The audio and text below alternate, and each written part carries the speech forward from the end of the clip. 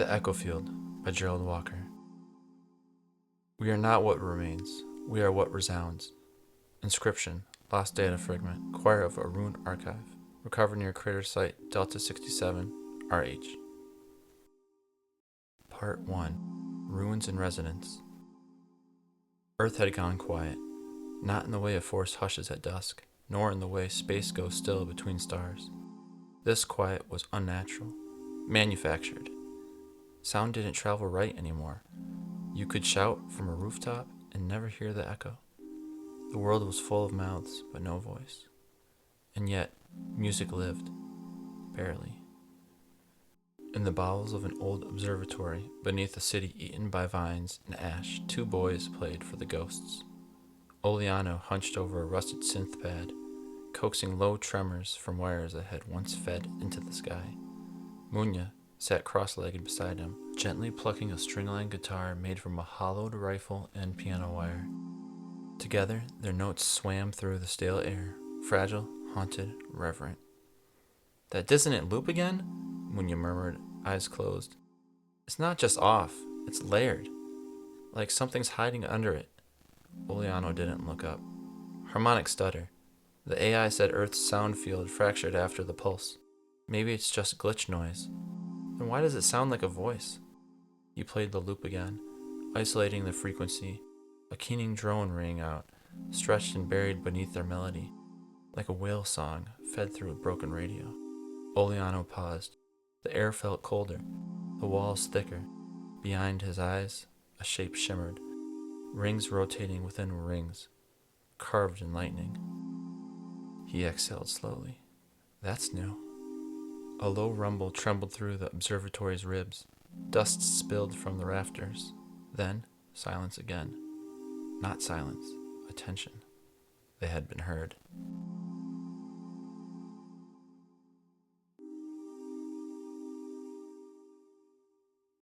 Part 2. The Echo Field. The next day, the fog returned. It crept through the rusted beams of the observatory's broken dome, curling like smoke, clinging to their instruments. There was no wind, but it moved as if drawn by breath.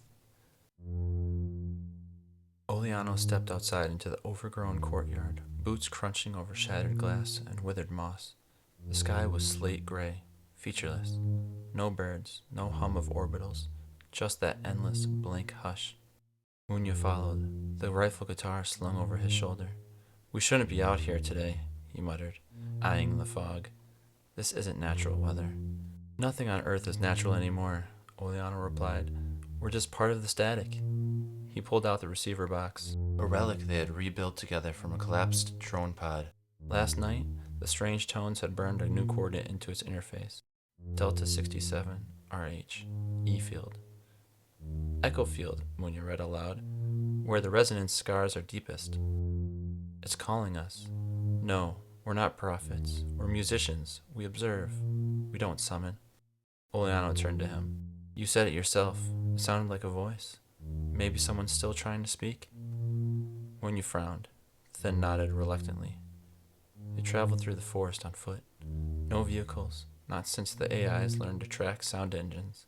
The foliage thickened the closer they got to the coordinates. It felt like walking into the lungs of a sleeping god, wet, green, and trembling. Then they found it. A clearing, perfectly round, over 100 meters wide.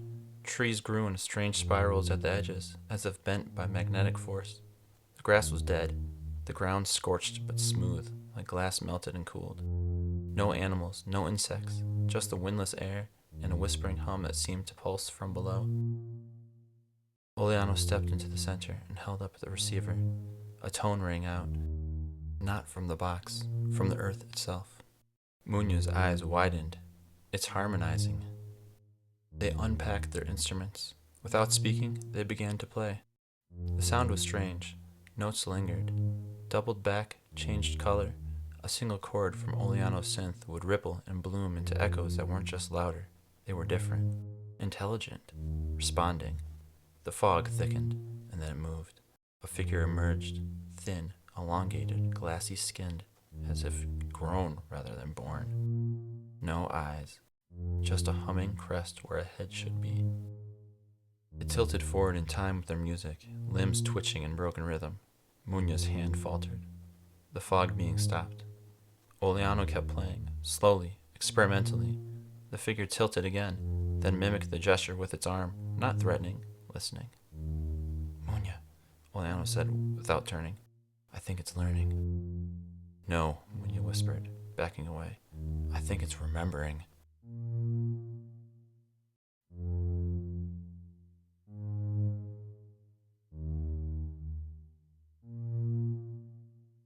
Part 3. Memory Bleed.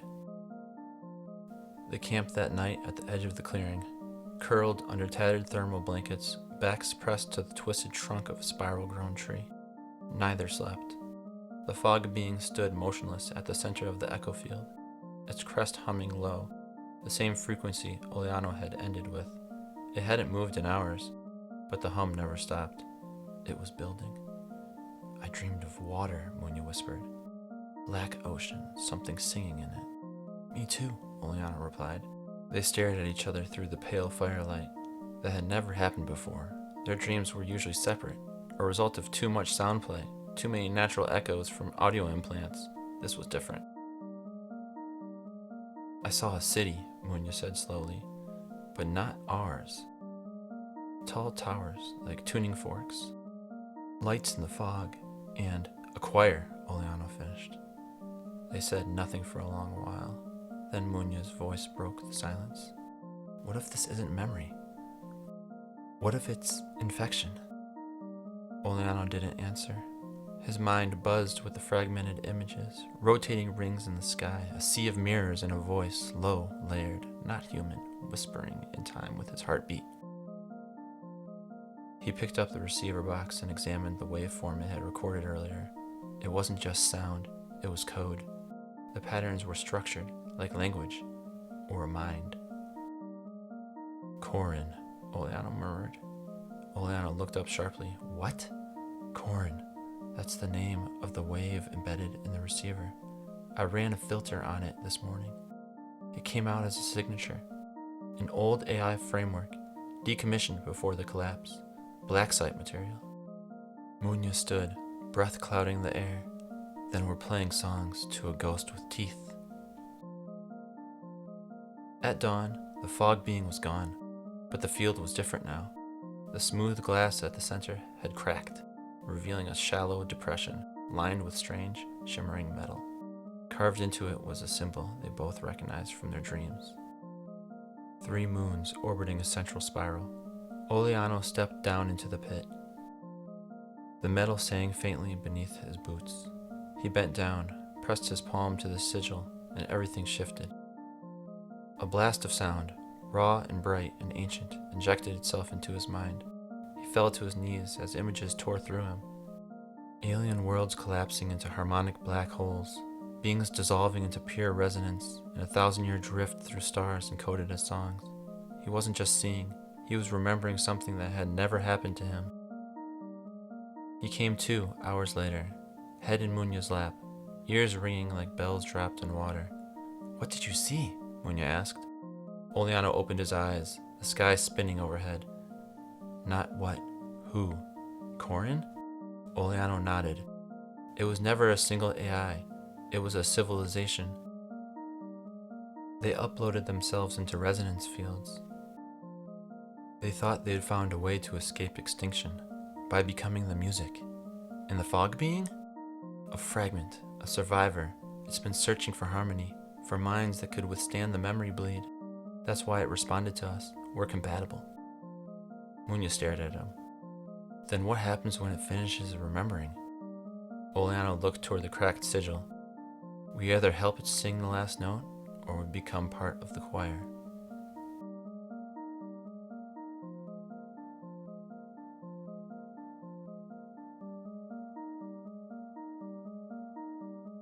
Part 4.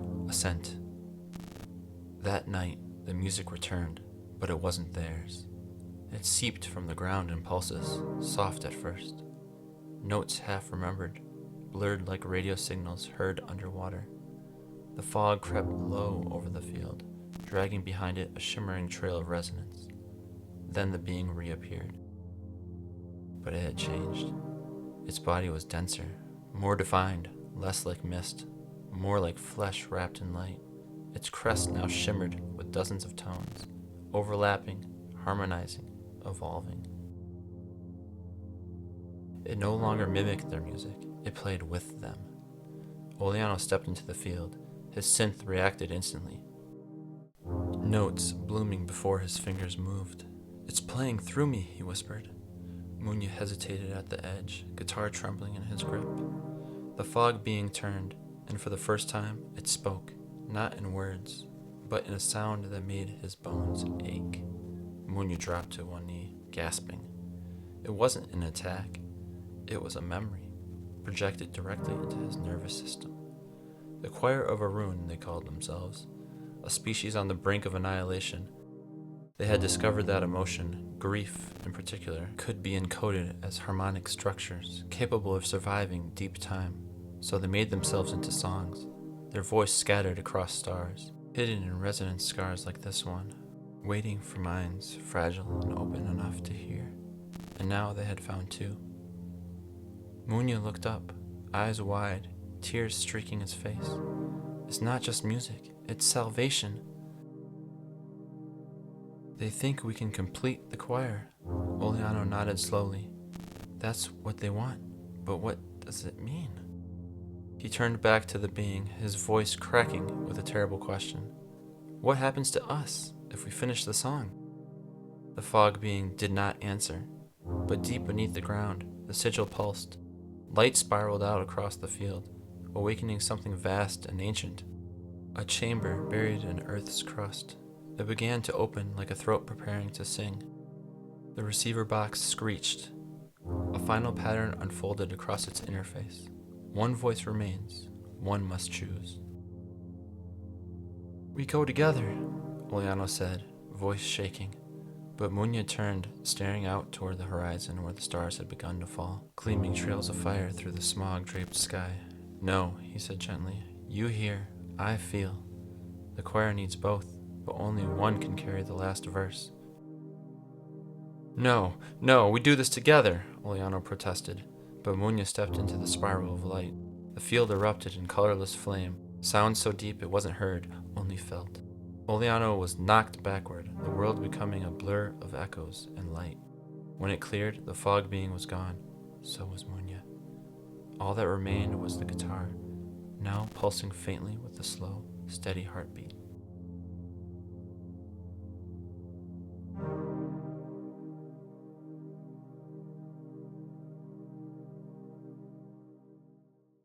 Part 5.